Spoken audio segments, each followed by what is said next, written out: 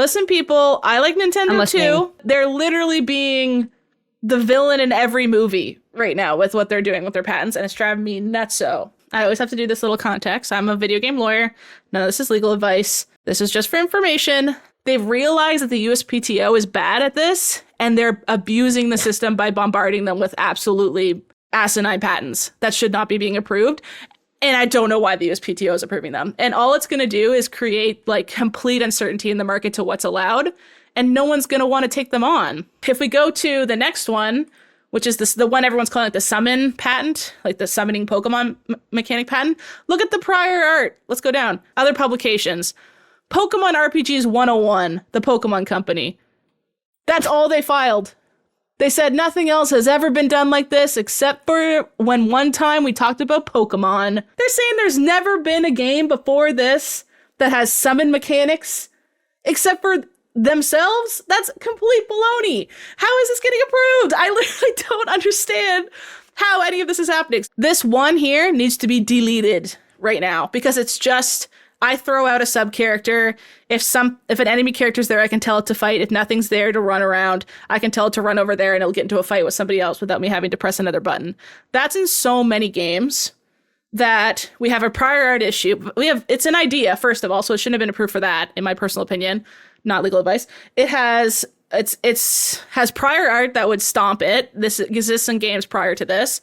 It is obvious to Pusida, which I would argue is a game developer or a game engineer or something like that. But at this point, a Pusida could be somebody who's just played every video game ever, because now we're just talking about a game mechanic, right? So somebody would have to be like a generous god in the game space and go drop tens of thousands to hundred thousands of dollars to stop all these because they've been approved now. And no one's going to want to do that. So what's going to happen is all the indie devs who I'm more concerned about, I could actually not care that much if EA or Sony or whatever is like scared of these, right? Because they got big boy money. What they'll do is Nintendo will purposefully not sue people that are too big. They could literally just send like cease and desist and stop certain games if they feel like it. And an indie game could go, I don't have the money to take this on. Take the game down. That's like what they're doing. They're causing this huge umbrella of unchill vibes and anxiety to game development, because now you're like, I either have to pay Nintendo a license. Who wants to do that? To just a license to think? That's insane. You have to decide not to include the cool mechanic in your game, which sucks. And honestly, as someone who's behind the scenes a lot with developers, some of them might decide to do that, and therefore we get worse games, because now they have this for 20 years. So that means that there's going to be 20 years, unless someone challenges us and takes it down, of no summon mechanics in games where they can get in little fights with each other.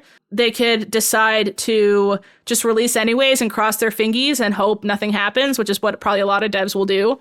But they just have unnecessary anxiety now because they essentially get punished for success, where if their game does start making a lot of money, if like you're too successful. Yeah. If Palworld made, 1/10 as much money as it did, it probably wouldn't be in a lawsuit with Nintendo. But because Palworld made insane money, Nintendo was like, just because you're trying to win one lawsuit doesn't mean that you get to cast like a dark spell of distraught against the entire rest of the industry.